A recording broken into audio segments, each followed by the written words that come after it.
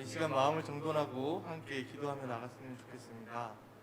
저희는 살아가면서 또 요즘 힘든 시기를 경험하면서 어디에서 위로를 얻을 만한 곳이 없습니다.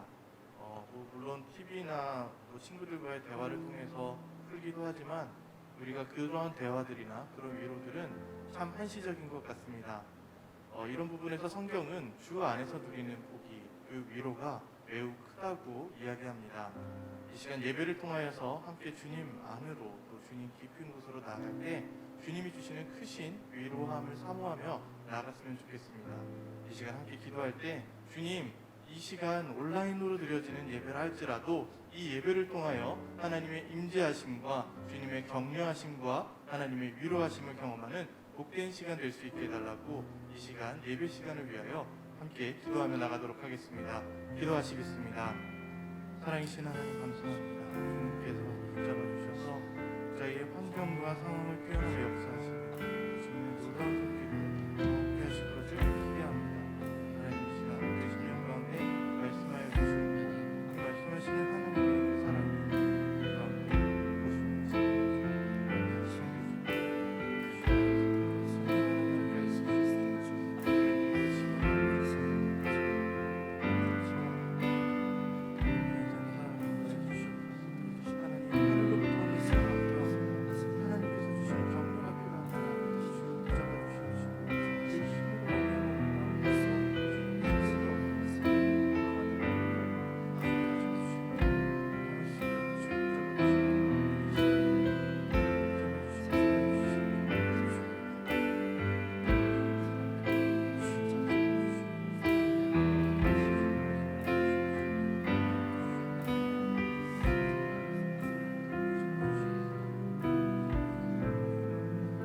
한 번 더 기도하도록 하겠습니다.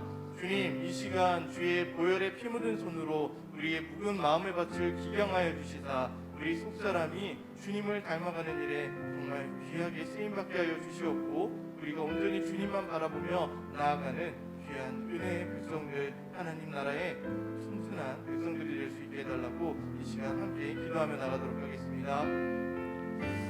주여 붙잡아 주시옵소서. 이 시간 마음에 있는 묵은 밭들이 있습니다.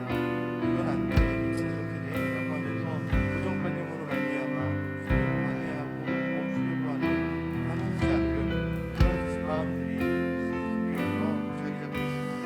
주여 이 모든 것들로부터 벗어나게 하시고 오직 주 안에서 누리는 은혜를 바라보며 주님이 주시는 그 사랑을 기대하며 주님께 나아가게 하여 주시옵소서. 우리가 주님께로 나아가고자 할 때 성령하는 이 시간으로 인도하여 주시옵시고 예수 그리스도의 보혈의 피 묻은 손으로 말미암아 우리 심령이 기경되어지고 갈아엎어지는 놀라운 역사의 시간이 되시도록 주여 붙잡아 주시옵소서.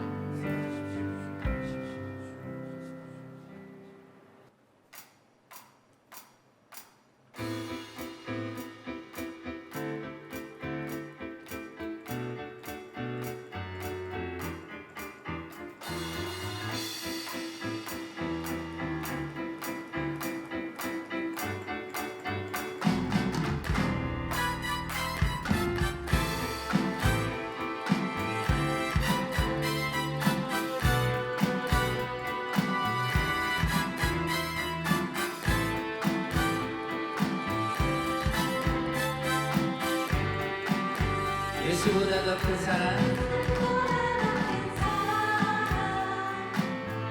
그 누구도 줄 수 없네 우리에게 자유 주신 그 큰 사랑 예수보다 더 큰 사랑 예수보다 더 큰 사랑 그 누구도 줄 수 없네 우리에게 자유 주신 그 큰 사랑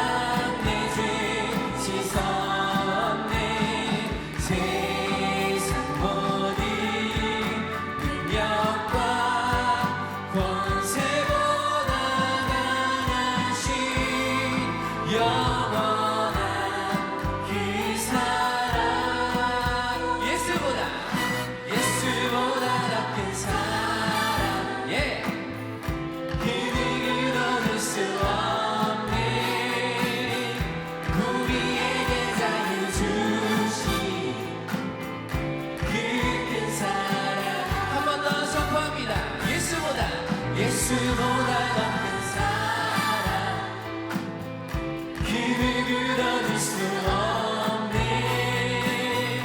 우리에게 자유 주신 그 큰 사랑 건반으로 주님 앞에 찬양합니다. 예.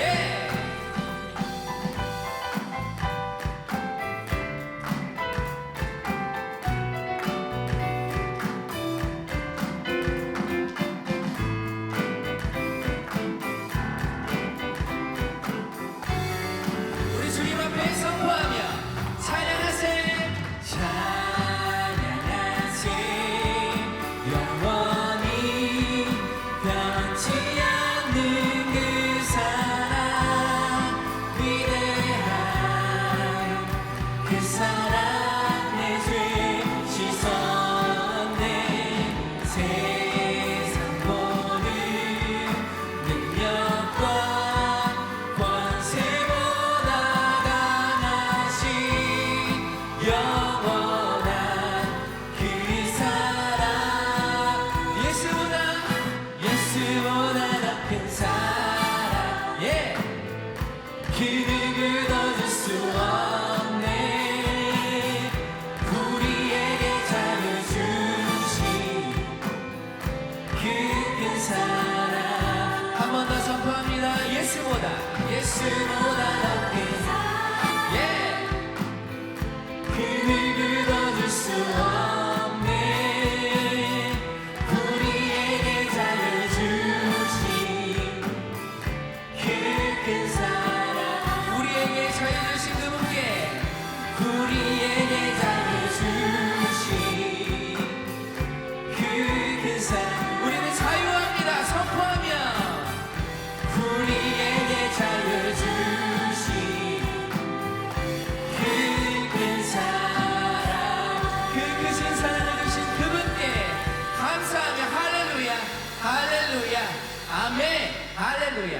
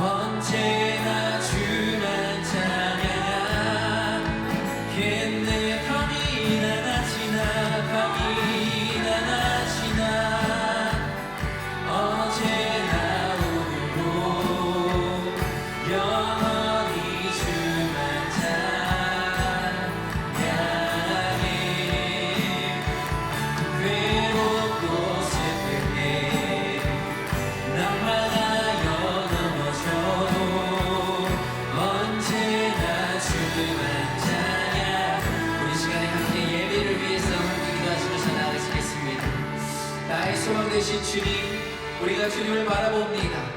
나의 왕 되신 주님, 우리가 주님을 기다립니다. 하나님, 내가 넘어졌을 때에도, 낭망할 때에도, 쓰러졌을 때에도 하나님 나를 온전히 기억하셨고 나를 한 번도 잊은 적이 없으시오. 우리와의 사랑을 단 한 번도 끊어진 적이 없으시오. 우리 그분을 우리가 다시 한번 기억하기 원합니다. 성령 하나님, 내 마음 가운데 다시 한번 일어날 용기를 주셔서 하나님, 주님을 다시 한번 나의 왕으로, 다시 한번 나의 소망으로 다시 한번 고백할 수 있도록 용기와 힘을 더욱더 불어넣어 주시고, 성령께서 인도하사 나의 모든 환경과 나의 모든 가정과 나의 모든 직장과 모든 상황 속에서 주님을 예배할 상황이 언제나 주님을 예배할 수 있도록 하나님 인도하여 주십시오. 우리 이러한 기도 제목으로 함께 주님 앞에 기도하시면서 나가시겠습니다. 기도하시겠습니다. 오 성령 하나님, 오 성령 하나님, 이 어렵고 힘든 때에 주님을 다시 한번 예배하고 찬양하기 원합니다. 하나님, 이 힘들고 주님 앞에 다시 한번 매달리기 어려운 때에 다시 한번 성령 하나님께서 부어주신 그 용기로 말미암아 하나님, 내가 주님 앞에 다시 한번 두 손 들고 찬양하고 말씀 듣고 찬양 가운데 주님 앞에 나아가고 내 영의 깊은 곳까지 하나님 임재하셔서 한 사람도 빼놓지 않고 주님 앞에 예배하고 찬양할 수 있도록 하나님 하십시오. 성령 하나님, 이 시간 말씀을 듣습니다. 그 말씀 가운데 주님 임재하셔서 하나님, 어떠한 상황 속에서는 주님 예배할 수 있는 상황이 주님 날마다 일어나시길 인도하십시오.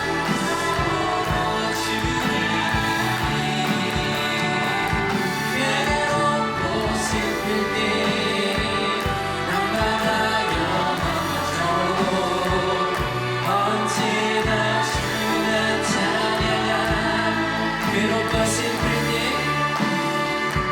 괴롭고 슬플 때 낭만하여 넘어져도 언제나 주는 찬양한 괴롭고 슬플 때 괴롭고 슬플 때 낭만하여 넘어져도 언제나 주는 찬양하겠네.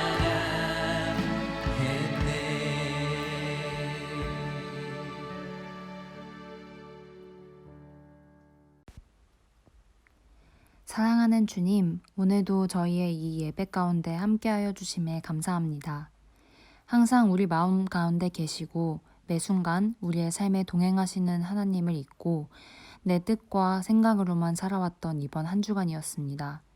주님을 생각하지 않고 우리 마음대로만 살아왔던 이런 시간들을 용서해 주세요. 저희가 매일을 살아가는 동안에 주님보다 앞서지 않도록 때로는 눈앞에 보이는 상황들이 너무나 절망적이고 답답해 보일지라도 겸손하게 주님의 말씀을 기다리고 주님의 마음을 구할 줄 아는 이들이 되도록 저희의 믿음에 힘을 더하여 주세요. 우리 모두가 떨어져 있어도 서로를 기억하고 챙기며 사랑으로 하나 되어질 수 있도록 붙들어 주시고, 내 옆에 있는 지체들을 기억하며 부족하지만 사랑하기 위해 노력하고 기도해 줄 수 있는 한 사람 한 사람이 되어 영적인 삼겹줄로 단단히 묶여서 이 세상을 이겨내는 주님의 청년들 되게 해주세요. 말씀과 기도로 주님과 대화하고 주님의 친구됨을 온전히 기뻐하는 우리인이 되길 소망하며 항상 우리와 동행하시는 우리 주 예수 그리스도의 이름으로 기도합니다. 아멘. 오늘 우리에게 주신 하나님의 말씀은 구약성경 신명기 19장 1절에서 3절까지입니다. 구약성경 신명기 19장 1절에서 3절까지입니다. 제가 가진 성경으로는 291페이지입니다. 다 찾으신 줄 알고 제가 봉독하겠습니다. 내 하나님 여호와께서 이 여러 민족을 멸절하시고 내 하나님 여호와께서 그 땅을 내게 주심으로 내가 그것을 받고 그들의 성읍과 가옥에 거주할 때에 내 하나님 여호와께서 내게 기업으로 주신 땅 가운데에서 새 성읍을 너를 위하여 구별하고 내 하나님 여호와께서 내게 기업으로 주시는 땅 전체를 세 구역으로 나누어 길을 닫고 모든 살인자를 그 성읍으로 도피하게 하라. 오늘은 홍석화 목사님께서 진정한 도피성이라는 제목으로 말씀 전해주실 때 은혜 받으시기를 축복합니다. 네, 교회 소식을 먼저 전해드리도록 하겠습니다. 그동안 금요일 저녁 8시마다 진행되었던 세시경을 이제 잠정적으로 좀 정리를 하고 새로운 컨텐츠로 찾아뵙기 위해서 다른 계획들을 준비하기로 하였습니다. 보다 나은 컨텐츠를 준비해서 여러분들에게 더 많은 영적 유익을 끼쳐드릴 수 있도록 준비하는 이 과정들을 위해서도 함께 기도해 주셨으면 좋겠습니다. 그리고 온라인 헌금에 대해서 안내를 해드리고 있는데요. 보고 계신 그 유튜브 화면 아래에 더보기를 참고하시면 온라인으로 헌금하는 방법이 나와 있습니다. 참고해 주셨으면 좋겠습니다. 네, 이제 본격적으로 말씀을 나누도록 하겠습니다. 오늘 본문은 신명기 19장 1절부터 3절까지의 내용인데요. 도피성에 대한 이야기입니다. 그래서 제목은 진정한 도피성입니다.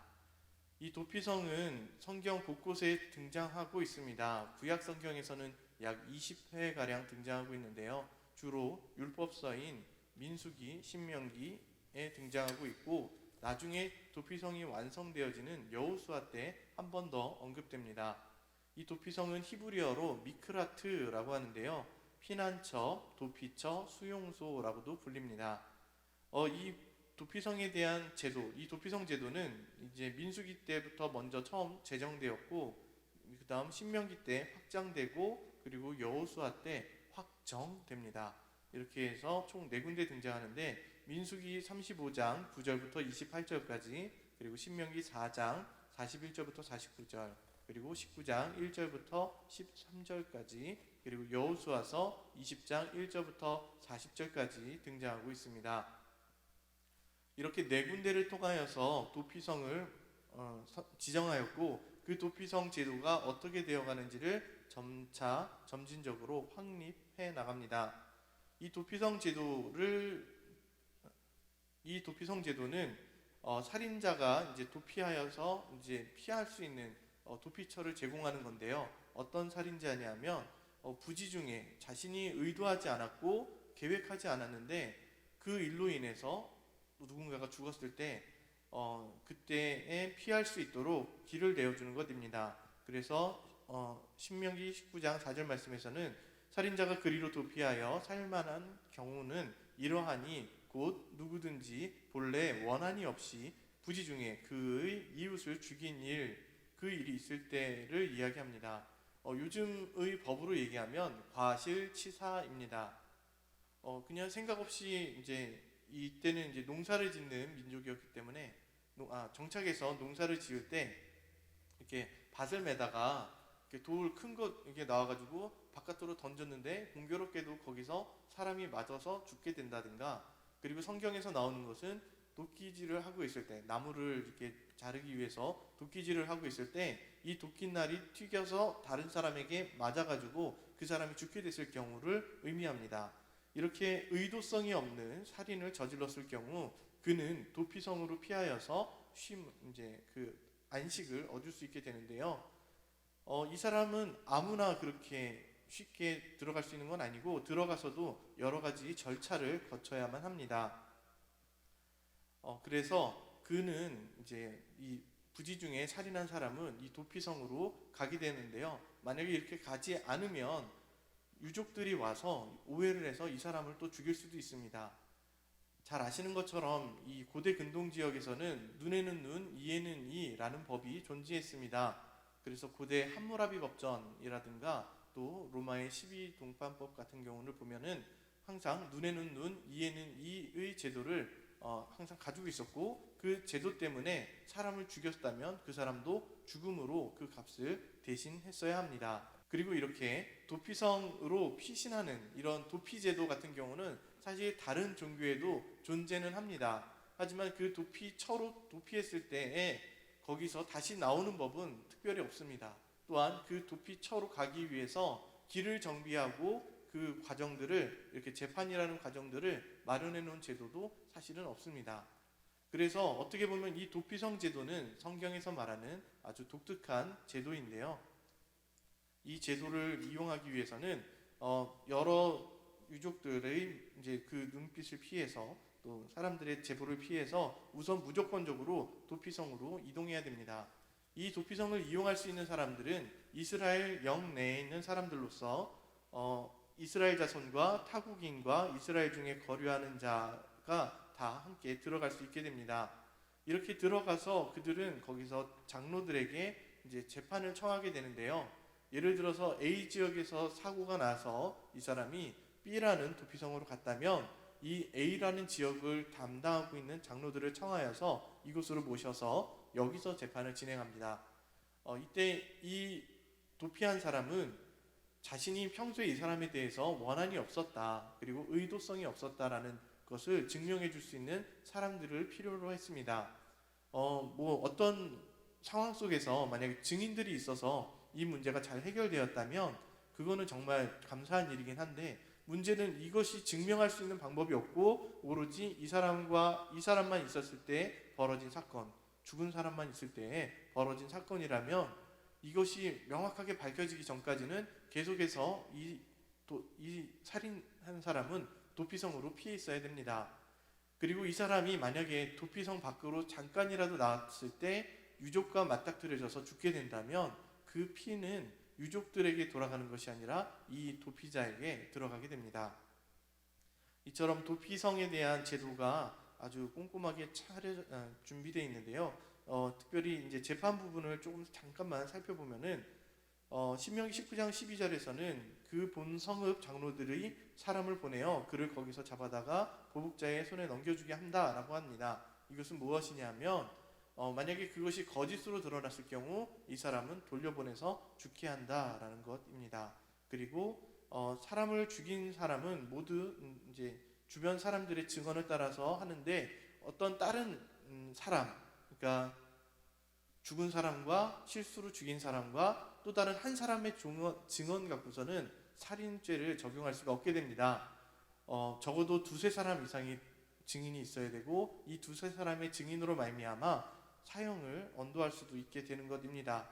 그렇기 때문에 이 도피성에 들어와서 혹시 위증이라도 하게 된다면 또 그것이 드러났을 경우에는 또 죽음으로 갚을 수밖에 없는 것이었고요.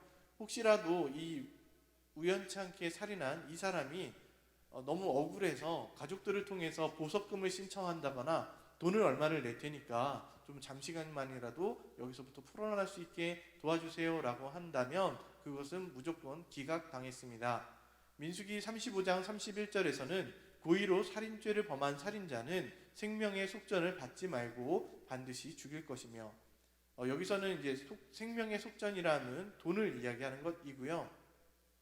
여기서 반드시 죽인다라는 말은 고의로 했을 경우를 의미합니다. 고의로 하지 않더라도 이 사람이 잠깐 나오기 위해서 보석금을 낸다라고 하면 역시 보석금은 다 기각당하는데요.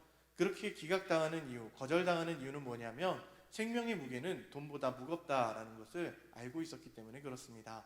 그래서 이스라엘 사람들은 도피성으로 피한 이 죄인이 죽을 때까지는 계속해서 이 도피성 안에서 살아야 합니다. 이 도피성에서 쭉 살면서 그는 거기서 이제 농사를 짓으면서 살아야 되는데요. 그가 나올 수 있는 방법은 딱 한 가지밖에 없습니다. 두 가지라고 볼 수 있겠네요. 그 사람이 연수가 다 돼서 죽거나 자연사하거나 혹은 그 시대를 아우르는 유일한 대제사장 한 사람이 죽었을 때 가능합니다. 민수기 35장 28절에서는 이렇게 기록되어져 있는데요. 이는 살인자가 대제사장이 죽기까지 그 도피성에 머물러야 할 것임이라. 대제사장이 죽은 후에는 그 살인자가 자기 소유의 땅으로 돌아갈 수 있느니라. 사실 이게 좀 이해가 안 될 수 있습니다. 아니, 살인은 이 사람이 저질렀는데 대제사장이 죽었다고 이게 풀려날 수 있나? 라고 할 수 있는, 이렇게 궁금증을 가질 수 있는데요. 이렇게 갖는 이유는 이 대제사장이 이 사람이 실수로 죽인 이 사람의 생명을 갚아주었다라고 인정해주는 제도입니다. 이렇게 인정해줌으로써 이 생명이 빼앗기는 것은 또 다른 생명으로 대신할 수밖에 없다라는 것을 보여주는 것입니다. 그리고 대제사장은 그 민족의 죄를 다 짊어지고 죽는 것이 됩니다. 그래서 이 대제사장이 죽을 때까지는 이 사람은 빠져나올 수 없게 됩니다. 그래서 하나님은 이 도피성을 이제 이스라엘 영내에 6군데에 설치를 하셨고 이곳으로 갈 수 있도록 많은 사람들이 준비를 해둬야 됩니다. 그래서 해마다 이 도피성 6군데로 가는 길을 잘 정비를 해놔야 하고, 그리고 누구라도 쉽게 볼 수 있도록 표지판을 마련해 둡니다. 그래서 어떤 사람이 어느 지역에서 이렇게 우여부지 중에 살인을 하더라도 이 사람은 막 열심히 달려가지고 하루길 안에 도착할 수 있는 곳에 꼭 이렇게 도피성이 존재했습니다. 이게 저희가 저작권 때문에 지도를 보여드릴 수는 없긴 한데 6군데의 지명을 좀 불러드리면 이렇습니다. 요단강 중심으로 이렇게 여기가 지중해가 있고요. 이쪽 서편이라고 하는데 이 서편에 3군데가 있습니다. 게데스, 세겜, 헤브론. 그리고 오른쪽 동편에는 바산골란, 길랏 라못, 베셋, 이렇게 해서 총 6군데의 도피성이 존재합니다. 그리고 이 도피성으로 사람들이 열심히 피해갔는데 이 도피성의 특징 중에 하나가 높은 지대에 있습니다. 그러니까 평지에 있는 사람들은 도피성을 바라보면서 쉽게 도망갈 수가 있고, 그리고 게데스, 세겜, 헤브론, 바산골란, 길랏 라못, 베셋 등은요 이스라엘의 역사 속에서도 매우 유명한 지역입니다. 그래서 그냥 지나가던 사람들한테 혹시 게데스 어디 있는지 아세요? 라고 하면 저기 있죠 라고 이야기할 수 있을 정도로 누구나 쉽게 안내받을 수 있는 곳에 위치하고 있습니다. 뭐 저희로 치면은 뭐 보건소요 뭐 이런 식으로 아주 유명한 핫플레이스에 위치하고 있습니다. 랜드마크가 더 적절하겠네요. 이 랜드마크로 사람들이 이제 도피할 수 있게 되어 있는데 이 도피성의 모습을 보면서 우리는 뭔가 한 가지를 느낄 수 있습니다. 이 도피성이 누군가를 의미하고 있다는 것을 엿볼 수 있는데요. 잘 아시는 것처럼 예수님이십니다. 예수님의 역사, 예수님의 그 사역들을 살펴보면 예수님이 친히 우리들의 도피성이 되어주십니다. 우리가 부지 중에 실수로 누군가를 죽였거나 죽일 일은 없죠. 근데 여러분 신약을 잘 살펴보시면 예수님께서 우리에게 알려주신 법에 의하면 형제를 미워하는 자마다 살인하는 자라고 이야기를 하고 있습니다. 요한일서에 등장하죠. 그리고 형제를 나가라 하는 자는 바로 총회로 끌려간다라는 법들도 이제 사복음서 중에 등장하고 있습니다. 이런 것처럼 우리는 형제를 미워하거나 마음속으로 살인하는 경우들이 참 많은데요. 그런 것들까지도 포함해서 부지 중에 살인하는 것, 누군가를 흉보거나 누군가를 깎아내리거나 심지어 상상 속으로도 누군가를 없애버린다든가 이런 것까지도 다 포함할 수 있습니다. 그렇기 때문에 이러한 모든 일련의 살해 그리고 미워하는 마음, 시기, 질투 등 여러 가지 마음들까지도 주님께서, 예수님께서 싹 다 짊어지신 것입니다. 그것을 가지고 도피성으로 가면 용서를 받을 수 있고 보호를 받을 수 있습니다. 그리고 이 사람이 풀려나기 위한 조건, 우리가 죄를 지었을 때 이렇게 풀려나기 위한 조건이 아까 말씀드린 대로 대제사장의 죽음입니다. 그래서 예수님이 친히 우리의 대제사장이 되어주셔서 우리를 대신하여 죽으신 것입니다. 왜 예수님이 죽으셔야 되는지 궁금하셨죠? 우리를 사랑하기 때문에도 되지만 구약 때부터 계속해서 예고해왔던 것처럼 대제사장이신 예수님께서 우리를 위해서 죽으셨어야지만 우리에게 생명으로서 속전, 속량 해줄 수 있기 때문에 그 제도를 마련해 놓으신 것이고 이러한 예고편을 우리에게 보여주시는 것입니다. 그래서 히브리서 기자는 히브리서 2장 17절에서 이렇게 이야기합니다. 그러므로 그가 범사에 형제들과 같이 되심이 마땅하도다. 이는 하나님의 일에 자비하고 신실한 대제사장이 되어 백성의 죄를 속량하려고 하려 하심이니라. 예수님께서 우리와 같이 되신, 형제들과 같이 되신 이유는 우리의 입장에 서기 위해서입니다. 그리고 그 입장에서 자신의 생명을 내어주심으로써 우리의 죄를 다 속해 주시는 것입니다. 우리가 지은 모든 죄, 심지어 사형에 처할 수밖에 없는 그런 죄를 할지라도 주님이 용서해 주시기 위해서 친히 자신의 생명을 먼저 내어주신 것입니다. 그래서 이 도피성 6군데는 구약시대 때 주신 이유는 하나님께서 다음에 오실 예수님의 그 사역들, 예수님이 어떤 분이신가를 알려주는 일종의 예고편입니다. 그리고 이 예고편을 살펴보다 보면 각각의 6군데의 성읍 이름들이 또 예수님을 예표하고도 있습니다. 먼저 게데스는 구별되어지다, 의롭다 라는 뜻을 가지고 있고요. 세겜은 어깨, 짐입니다. 어깨로 짐을 진다라는 의미에 가깝습니다. 그리고 헤브론은 교제하다, 그리고 바산 골라는 망명, 도피입니다. 그리고 길르앗 라못은 가장 높은 곳이라는 뜻을 가지고 있고요. 그리고 베셀은 요새라는 뜻을 가지고 있습니다. 그래서 게데스, 구별되어지다, 의롭다라는 그 예수님의 성품, 구별됨, 거룩하심을 상징하고 있고요. 세겜은 우리의 죄의 짐을 어깨에 짊어지다라는 뜻을 가지고 있습니다. 그리고 헤브론, 교제하다인데요. 이것은 하나님과 인간 사이에 세워진 이 중단된 이 담들을 예수님께서 친히 다 처리하셨다라는 것을 의미하고, 이것을 처리하심으로써 하나님과 인간이 교제할 수 있는 길이 열린다라는 것을 예표하고 있습니다. 또한 바산 골라는 망명이라는 뜻이었는데요. 주님께로 도피하면 주님께서 보호해 주시고 책임져 주신다라는 것을 의미하는 것이고, 길르앗 라못은 가장 높은 곳입니다. 이것은 예수님의 영광을 상징하는 것입니다. 그리고 베셀은 요새인데요. 요새로 피했을 때 지켜주는 그 보호를 상징하는 것입니다. 이처럼 이 6개의 도피성의 이름들이 예수님의 성품을 예표하는 것이고, 우리는 예수님 안에 있을 때 이것들 6가지 외에도 더 풍성한 주님의 은혜를 누릴 수 있게 됩니다. 그런 의미에서 여러분들은 예수님을 도피성으로 인정하고 예수님과 함께 교제하면서 주 안에서 누리는 은혜를 잘 경험하고 살고 계십니까? 혹시 이 도피성으로 가는 길이 내 근심과 걱정으로 인해서 막혀 있지는 않습니까? 여러분, 이 시간 도피성을 다시 한번 회복했으면 좋겠고, 도피성으로 나가는 이 길이 다시 한번 정비되었으면 좋겠습니다. 그런 의미에서 우리 삶 가운데 3가지 적용점들을 적용하고 우리의 진정한 도피성 되신 주님과의 그 관계의 끈을 계속 유지하고, 또한 그 받은 은혜를 또 다른 사람에게 흘려보낼 수 있기 위한 노력을 하기 위해서 3가지 적용점을 준비해 보았습니다. 먼저 첫 번째로 숨은 동기를 점검하라입니다.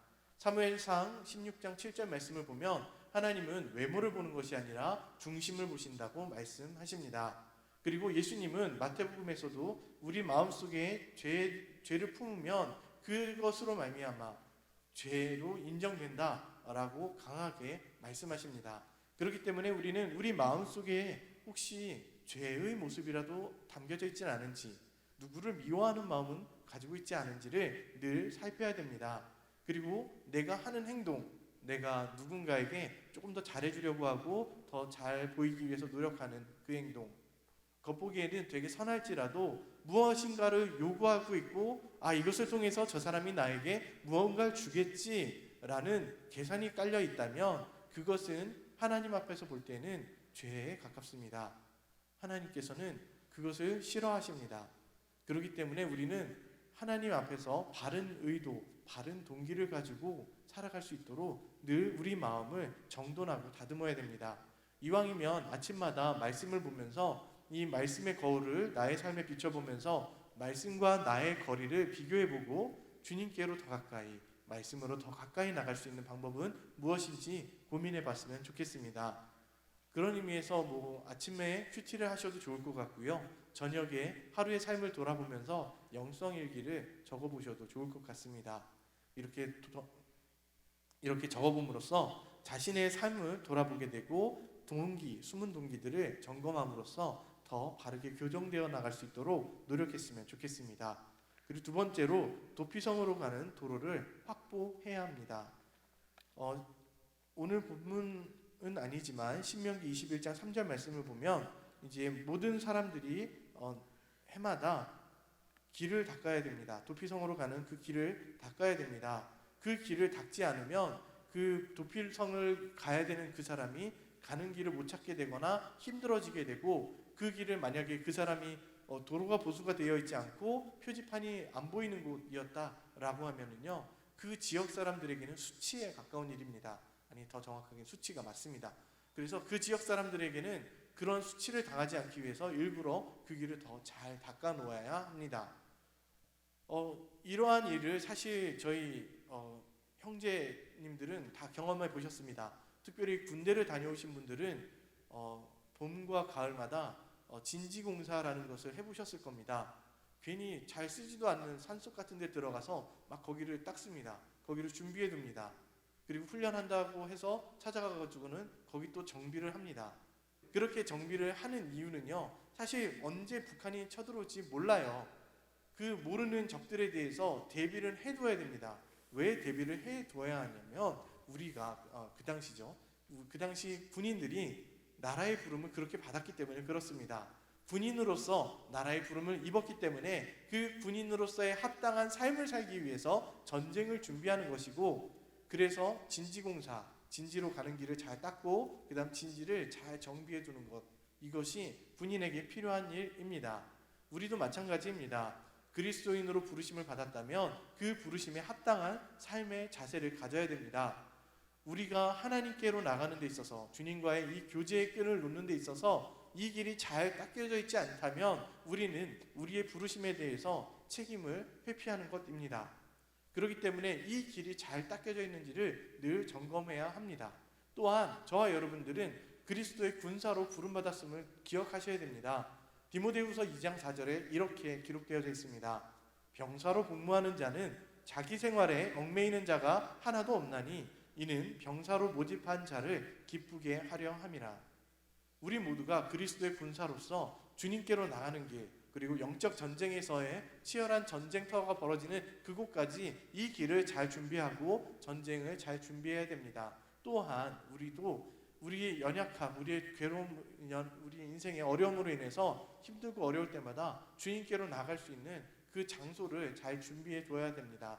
물론 평소에 잘 준비되어 있으면 좋겠죠. 그래서 우리는 늘 주님과의 교제의 끈을 놓지 않고 또 주님이라는, 예수님이라는 도피성으로 가기 위한 길을 늘 확보해 두어야 합니다. 그리고 세 번째로 브레이크를 걸어라입니다. 우리는 살아가면서 이제 어떤 사고를 경험하게 되는데요, 이 일은요 그냥 한꺼번에 갑자기 빵 하고 터지는 것이 아니라 이 앞에 여러 가지 요소들이 존재합니다. 그 요소들 중에서 어떤 계기점으로 인해서 사고가 빵 하고 터지는 건데요, 특별히 사람과의 관계에서 그렇습니다. 어떤 사람과의 관계에서 평소에는 친하게 지냈던 사람이 갑자기 화를 빵 내고 우리가 왜 저러지? 쟤 원래 저런 애가 아닌데? 라는 생각을 하는 경우가 있는데요, 사실은 이 사람은 그냥 빵 터진 것이 아니라 평소에 뭔가가 누적되어 있었던 것입니다. 그렇기 때문에 우리는 이 관계 속에서 이 빵 터지는 사건을 경험하지 않기 위해서 서로 관계를 더 돈독히 하면서 주 안에서 건강하게 이제 안정적으로 친하게 교제하면서 살아가려면 우리 마음속에 있는 이 문제들에 대해서 잘 점검해보고 그 중에서 잠깐 멈춰서 생각을 해봐야 됩니다. 이게 말은 되게 거창하게 해드렸는데요, 그냥 쉽게 설명하면 이겁니다. 여러분, 하루를 살고 나서 하루 이제 마무리하는 저녁 때 한번 내가 혹시 이 말로 인해서 누군가에게 상처를 주지는 않았나? 이것들을 좀 돌아봤으면 좋겠다라는 것입니다. 저희는 그런 사람이 주변에 간혹 있습니다. 내가 그때 그 말해가지고 누구 상처되지 않았을까?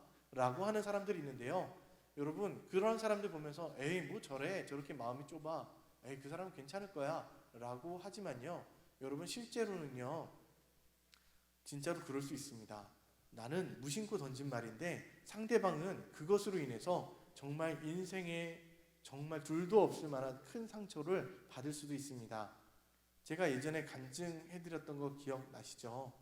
저는 그냥 무심코 한 말이고 그 일이 그렇게까지 번질 줄 몰랐던 말이지만 그 말을 들으셨던 그분에게는 정말 세상 둘도 없는 진노거리가 되어서 저에게 이제 어려움을 주셨죠. 이런 것처럼 여러분, 내가 했던 작은 말이 누군가에게는 큰 상처가 될 수 있고, 나는 그냥 한 말이고 그 사람도 그냥 받은 말일 수도 있지만 이 사람에게는 벌써 스트라이크 3번을 던진 것일 수도 있습니다. 그렇기 때문에 우리가 생각의 브레이크를 잠깐 걸어봤으면 좋겠습니다. 말을 하다가도 너무 이렇게 물론 웃고 떠들면서 재밌게 이야기를 할 수 있겠지만 한 걸음 더 나가면 저 사람 상처되겠는데 라는 수준이 됐을 때는 브레이크를 좀 걸었으면 좋겠습니다. 그리고 하루 동안 살아가면서 관계 속에서도 이게 저 사람에게 좀 어려움이 될 수도 있겠다라는 마음이 든다면 그때는 항상 브레이크를 걸고 자신의 삶을 돌아보고 잘못된 부분에 대해서 혹시 내가 실수한 부분에 대해서는 그 사람에게 양해를 구하고 풀어주는 그런 과정들을 가지면 참 좋을 것 같습니다. 이렇게 함으로써 형제들 간에 또 자매들 간에 이렇게 친밀하게 지내게 되고 이 친밀함을 통하여서 우리가 도피성을 안내해 줄 수 있는 길도 열릴 수 있고요. 그리고 이 과정을 통해서 우리는 우리 마음에 있는 도피성의 길을 잘 닦을 수 있게 됩니다. 그렇기 때문에 우리는 늘 이 세 가지 것들을 기억하면서 도피성이신 예수 그리스도를 늘 경험하고 그분께로 나가는 데 있어서의 길을 확보하며 그 사이에 있을 장애물들을 미리미리 치워둠으로써 하나님과의 깊은 교제의 끈을 놓지 않는 주님의 참 자녀들, 참 백성들이 되었으면 좋겠습니다. 이제 말씀을 정리하려고 합니다. 예수님은 우리를 향하여서 이렇게 말씀하셨습니다. 마태복음 11장 28절 말씀, 수고하고 무거운 짐진 자들아 다 내게로 오라, 내가 너희를 쉬게 하리라. 예수님께로 나가면 우리는 참된 쉼과 안식을 누릴 수 있습니다. 쉼과 회복을 경험할 수 있습니다. 그렇기 때문에 우리는 우리의 삶 속에서, 우리 마음 속에서 이 도피성이 잘 준비되어져 있는지, 가는 길이 잘 닦여져 있는지 돌아보고 힘들고 어려운 일이 있다면 우리의 피난처 되시고 안식처 되시고 유일한 도피성이 되어주시는 예수님께로 나가서 주님, 제가 이런 짐을 지고 살았어요. 주님, 제가 이런 짐 때문에 너무 힘들었어요.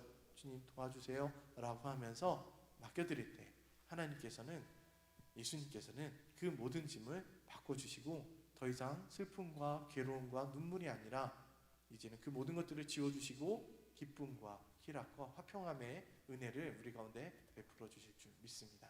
부디 바라기는 한 주간 이러한 은혜를 누리는 저와 여러분들이 되기를 간절히 소망합니다. 함께 찬양하고 기도하겠습니다. 주 품에라는 찬양인데요, 세상에 풍파와 어려움이 다가오더라도 주님 품 안에 거하게 하시고 주님과 함께 날아오르는 새 힘을 얻는, 주님으로부터 힘을 얻는 귀한 자녀들이 되게 해달라고 간절히 기도하는 마음으로 이 찬양을 함께 고백했으면 좋겠습니다.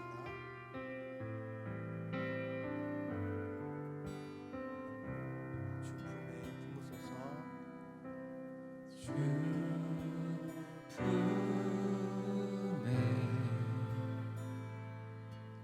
품에 품으소서.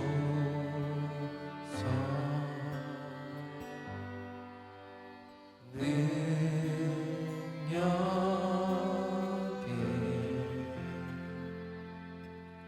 발로 덮으소서. 거친 파도 나 향해 와도 주와 함께 날아오르리.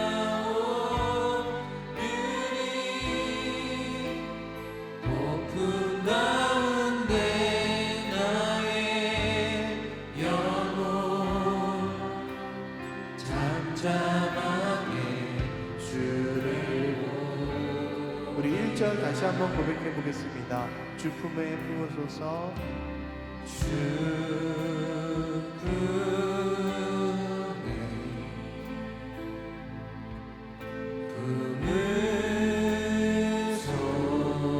품으소서.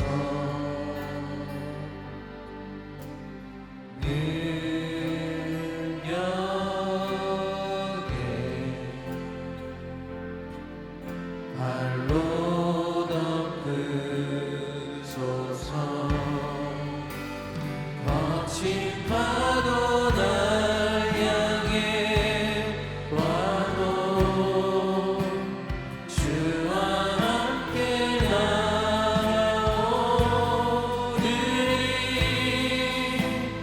폭풍 가운데 나의 영혼 잠잠하게 주를 주님 안에 나 거하리. 주님 안에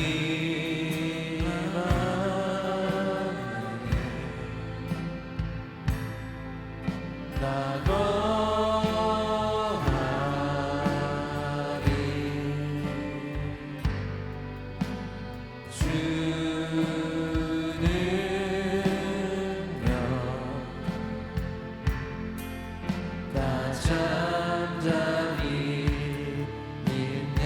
거친 파도 거친 파도 날 향해 와도 주와 함께 나오리니 폭풍 가운데 나의 영혼 잠잠하게 우리 다시 한 번 더 고백하겠습니다. 거친 파도 날 향해 와도 거친 파도 날 향해 와도 주와 함께 날아오리니 폭풍 가운데 나의 영혼 잠잠하게 우리 마지막으로 한 번 더 고백하겠습니다. 거친 파도 날 향해 와도 거친 파도 날 향해 와도 주와 함께 날아오리니 폭풍 가운데 나의 영혼 잠잠하게 주를 보니 이 시간에 우리 함께 기도하겠습니다. 주님, 우리가 부지 중에 짓는 죄까지도 품어주시고 우리 마음속으로 짓는 죄까지도 품어주시는 그 하나님의 은혜를 날마다 경험하고 싶습니다. 주님, 그러한 풍성한 은혜를 우리 가운데 부어주시고 영원한 도피성 되시는 예수님 안에서 참된 기쁨과 평안을 누리는 귀한 삶을 살아갈 수 있게 우리의 삶을 변화시켜 주시고 이끌어 달라고 이 시간 주님께 간절히 기도하며 나가도록 하겠습니다. 함께 기도하시겠습니다. 사랑이신 하나님 감사합니다. 주님, 우리의 삶을 돌아볼 때마다 하나님 연약함이 우리를 괴롭게 합니다. 주님, 그 짐들을 지면서 살아갈 때 아버지는 그 죄의 기도로 말미암아 다른 사람을 또 욕하고 아버지는 그 사람을 모함하고 또 거짓으로 그 사람을 공격에 빠뜨리게 할 때도 많았습니다. 아버지는 우리는 이러한 시대 속에서 살아가면서 내 의도와 상관없이 아버지는 불신중에 아버지는 불신으로 그 돌로 말미암아 누가 상처를 입을 때가 아버지는 있습니다. 하나님, 이런 모든 일들로 우리가 자유롭게 하여 주시옵소서. 그 문제가 우리 마음 가운데 아버지 하나님 괴로움으로 것이 아니라 우리의 그 짐을 지고 주님 앞에 날마다 나아감으로써 해결만을 받는 귀한 은혜를 우리가 하여 주시옵소서. 하나님은 예수님은 우리가 부지 중에 짓는 죄까지 우리의 의도와 상관없이 아버지는 잘못된 일까지 주님은 이 모든 것들을 품어주시기 위해 아버지님께서 예수님께서 십자가에 우리를 모든 것들을 아버지는 결제하셨습니다. 처리하셨습니다. 그런데 주님, 우리는 그것을 온전히 신뢰하지 못할지 여전히 그것으로 인해서 마음의 짐을 지고 괴로워할 때가 있고 또한 아버지는 그것으로 상처를 받게 됐습니다. 하나님, 이 모든 일을 말미암아 아버지 하나님 우리가 넘어지게 않게 하시고 아버지 하나님 우리를 높이 성을 바라보며 나아갈 수 있도록 인도하여 주시옵소서. 늘 높이 성 안에서 살게 하시고 그 안에서 누리는 귀한 아버지 기쁨과 평화를 우리가 경험할 수 있도록 인도하여 주시옵소서. 주님, 우리가 성경에 대한 건설할 때 아버지 하나님과 우리는 기쁨과 평화가 아니라 나의 삶 가운데서도 누가 기쁨과 그런 삶이 되기 원합니다. 주님께서 인도하여 주시옵소서. 또한 아버지는 이 길로 나가는 데 있어서 이 은혜의 길로 나가는 데 있어서 우리의 도피성으로 가는 이 길을 막고 장애물을 두고 아버지 어렵게 만들고 보이지 않게 만드는 여러 가지 것들이 있습니다. 주님, 그 모든 것들로부터 아버지는 모든 것들을 다 처리할 수 있도록 주님 또한 주님 안에서 온전히 주님께 의탁하며 의장을 맡겨드릴 수 있도록 우리가 늘 기도하며 나갈 수 있도록 인도하여 주시옵소서. 또한 아버지 하나님 우리는 그 부르심에 합당한 자를 살아갈 수 있도록 아버지 하나님 우리가 부르심을 대로 살아가기 위하여서 늘 우리가 말씀의 지도 은혜의 지도를 살펴보게 하시고 그 속에서 정말 그 길로 걸어갈 수 있도록 인도하여 주시옵소서. 또한 아버지 하나님 우리가 부지 중이라도 아버지의 잘지 않은 것을 상황에서 아버지의 진리를 것도 주님 앞에 내어놓음으로써 하나님께서 용서해 주시는 그런 은혜를 경험할 수 있도록 주여 붙잡아주시옵소서. 사랑이신 하나님, 저희의 이러한 세밀한 부분까지도 다 챙겨봐 주시고 이끌어 주시니 너무나 감사합니다. 이미 하나님께서는 도피성 제도를 통하여서 우리가 어떠한 죄를 지을 것까지 다 내다보시고 그것마저도 다 품어주시기 위해서 이미 준비해 주셨습니다. 그리고 우리의 죄와 상관없이 우리의 죄를 모두 거두어 예수 그리스도에게 넘기시고 그리스도께서 대제사장으로서 죽으심으로써 우리가 이제는 참 자유를 누리게 되었습니다. 하나님, 이 자유가 성경에 적혀져 있는 것으로 그치지 않게 하시고 우리 삶 가운데서 온전히 누리게 하시되 혹여라도 이 도피성으로 나가는 데 있어서 걸림돌이 되고 방해물이 되고 또한 그것들을 바라보지 못하게 만드는 원수들의 시도가 있다 할지라도 우리가 그것들을 뛰어넘어 역사하시는 주님의 은혜의 손길을 늘 기억하며 길을 잘 정비하고 주님만 바라볼 수 있는 믿음의 눈이 열리게 하여 주시옵소서. 그리하여서 그 부르심에 합당한 삶, 제자로서 또한 하나님의 아들로서 딸로서 정말 영적으로나 육적으로도 건강하게 주님과 교제하며 살아가는 그러한 삶을 살기 위해서 우리가 늘 훈련되게 하여 주시옵시고 우리의 삶을 다듬어 나가고자 할 때 성령 하나님께서 빚어주시는 놀라운 역사를 경험하는 우리 올인 공동체가 될 수 있도록 인도하여 주시옵소서. 하나님, 그러한 마음을 담아서 주님 앞에 귀한 예물을 올려드린 지체들도 있고 이렇게 시간을 내어 주님 앞에 예배함으로써 자신의 삶을 온전히 올려드리는 지체들도 있습니다. 주님, 이 드려지는 모든 고백 위에 함께하여 주시옵시고 주님이 눈동자와 같이 지켜보호하여 주심을 경험하는 한 주간이 될 수 있도록 인도하여 주시옵소서. 이뤄주실 주님을 기대하며 이 모든 말씀 귀하신 예수님의 이름으로 기도드립니다. 아멘.